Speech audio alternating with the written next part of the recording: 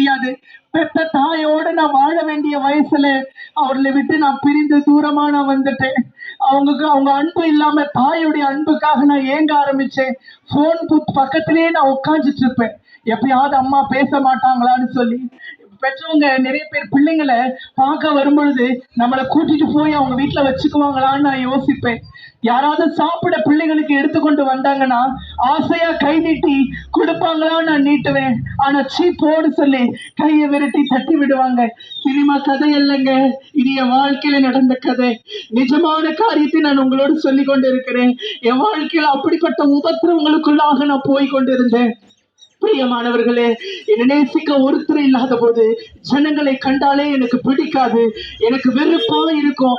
ஒரு மனுஷருக்குள்ளே அன்புங்கிறது ஒரு துளி % கூட கிடையாதுன்னு சொல்லி ஒவ்வொரு ஆண்களை கண்டாலே நான் பயப்பட ஆரம்பிப்பேன்.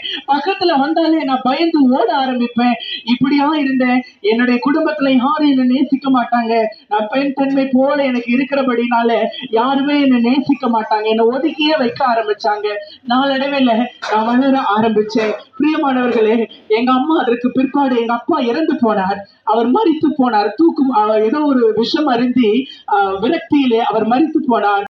எங்க அம்மா ஒரு 25, 26 வயது இருக்கும் பொழுது செய்து கொண்டாங்க. கிறிஸ்டியன்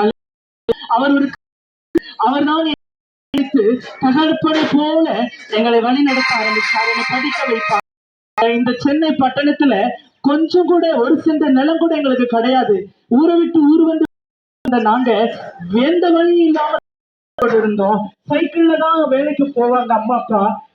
ஒரு வழி இல்லாம இருந்தது. அப்போ நாங்க இந்த மாதிரி காலி இடமா இருக்கிற இடத்தை பார்த்துதான் நாங்க ஜபிக்க ஆரம்பிச்சோம். அப்பா, இந்த குப்பையா இருக்கிற இந்த நிலத்தை எங்களுக்கு கொடுங்க ஆண்டவரேன்னு சொல்லி நாங்க ஜபிக்க ஆரம்பிச்சோம். பிரியமானவர்களே, நாங்க ஜபிச்ச பிறகு கர்த்தர் எங்களுக்கு அற்புதம் செய்தார். இன்னைக்கு 3 மாடி கட்டி வீடு இருக்கும்படியா கர்த்தர் கிருபை செய்திருக்கிறார்.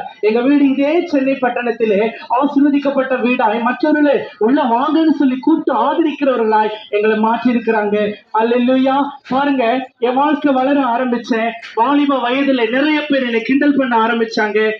குறுகி நான் போக ஆரம்பிச்சேன். 9 உசு அழின்னு சொல்லி எல்லாரும் என்னை கிண்டல் பண்ண ஆரம்பிச்சாங்க.